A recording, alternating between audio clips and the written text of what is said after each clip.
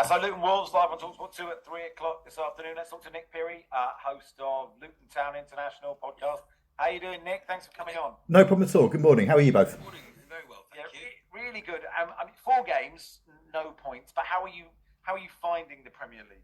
I think we're getting to grips with it. I mean, I think there's 4 games, no points. That's a headline figure. People might see the results. They might see match of the day. But we've been in every single one of those games up until late some of the time. Even the Brighton game, so 2-1, knocking on the door, we give the ball away, as concede 2 late goals. Chelsea, again, 1-0, then that first 20 minutes or so of the second half, we're having a really good go. When a goal goes in there, it's I think Giles had one brilliantly saved, and it's a different game. West Ham, again, 2-0 down with injury time, you think the game's gone. Get one back, should have had a penalty. And then last week, one of the worst refereeing performances I think I've ever seen as well. But we had the better chances. We could have taken and should have taken something from that game. Yeah, I think you're right about the Fulham game. It's interesting. Listening to that sounds a lot like Eric Ten Hag talking about fine margins every game.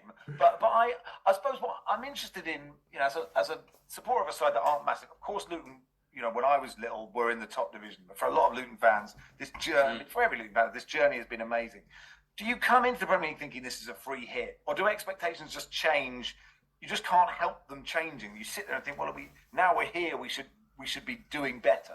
I don't think it's a case of we sitting here thinking we should be doing better. I think you can see the promising signs, and we did come in thinking it's a free hit. But then you look at some of the signings over there, and everyone's thinking, you know what? I think we could finish 17th, we could finish 16th possibly, and we still could. I don't think it's a case of we're just going to be here to be beaten every week. The squad certainly won't take it. Rob Edwards certainly won't take it. The crowd will be backing the team, 100%, no matter what the results. But I think as long as the effort's been put in, and it's being put in, we've got a chance.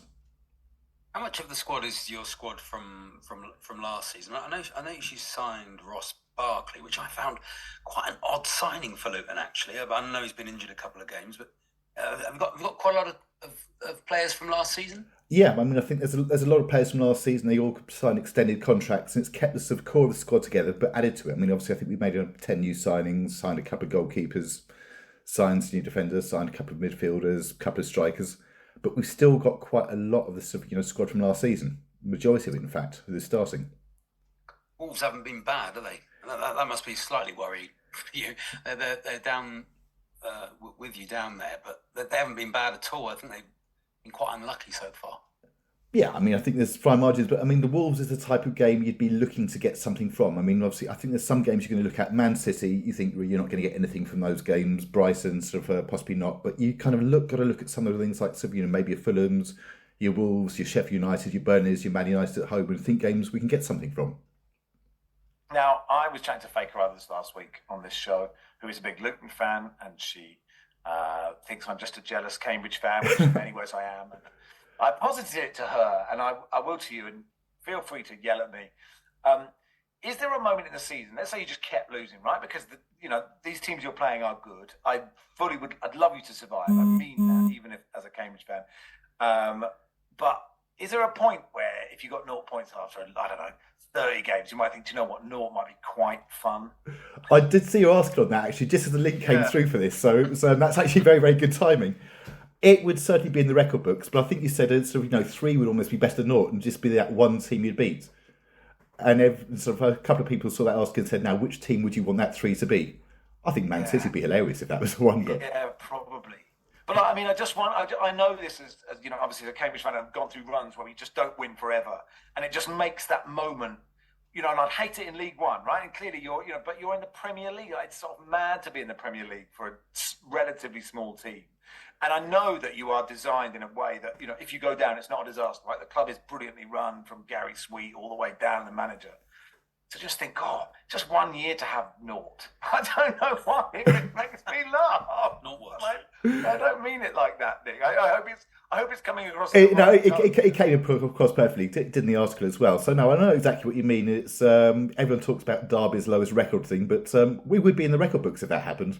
I don't particularly want that to happen, but but as you say, that would be it would be a stat that probably wouldn't be would never be beaten. But Faye really believes that you will stay up. Do you have that belief, or you just believe that if you keep competing in every game, and you're right about the Fulham game, they had a lot of the ball. You're not going to have a lot of the ball most games, but you created the good chances. That's how you've got to play this.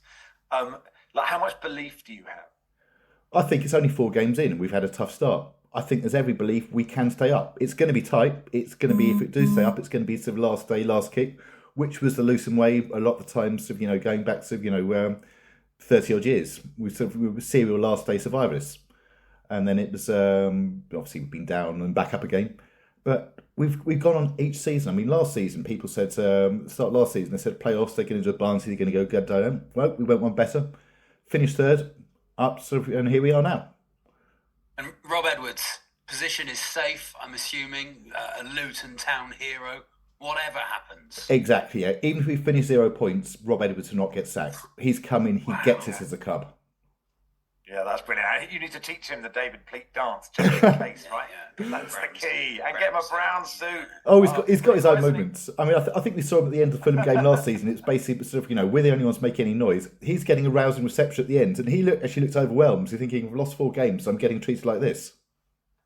Well, I kind of want you to win, but I also would find it funny. That's not the situation that I've got myself. I'd like you to survive, but I would also slightly enjoy it if you didn't get any points. But I don't mean that there's no way that isn't patronising. But you know what I mean. I know exactly what you mean. Myself out of this hole. Yeah. Hey, good luck this afternoon. Okay. Thanks for coming on. I appreciate your time. I mean,